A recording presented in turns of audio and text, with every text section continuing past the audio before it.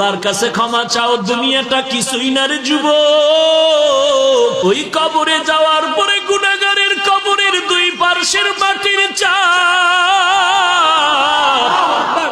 পাথরের হাড় চুরমার হয়ে যাবে। একটা নয়, দুটো নয়, 70 থেকে 99টা সাপের কামড়। কবরের ভিতরে জাহান্নামের আগুন। এরে বান্দা, এখনো কি আল্লাহর রাস্তায় ফিরে আসবি না? আল্লাহ দেখায় দেয় দুনিয়ার বিল্ডিং এর আগুনে কত যুবকের লাশ, আর চিৎকারের আওয়াজ, বাঁচাও বাঁচাও। একটু চিন্তা করে দেখ, যখন আগুন লাগছিল শরীরের মধ্যে তখন ওদের কেমন লাগছিল, অবস্থাটা কেমন হয়েছিল। ওরা যখন আগুনের মধ্যে সবাই জানালা দিয়া হাত দিয়া কয়, কে আছো, আমাদের বাঁচাও।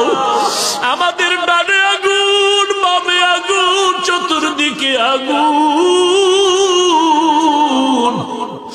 এই দুনিয়ার আগুন থেকে হাজার হাজার হাজার তাপের মাত্রার আগুন হবে জাহান্নামের আগুন।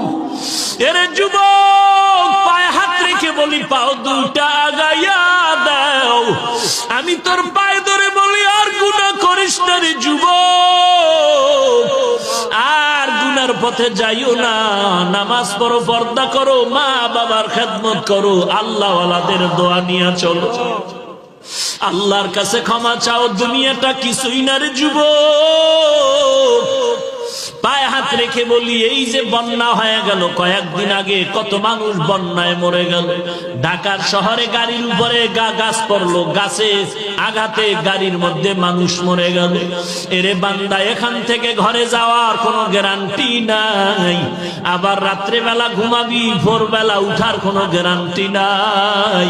পায়ে হাত রেখে বলি, রে বাবা, তোর মতো যুবক স্কুলে পড়ে নামাজ ছাড়ে না, তুমি কেন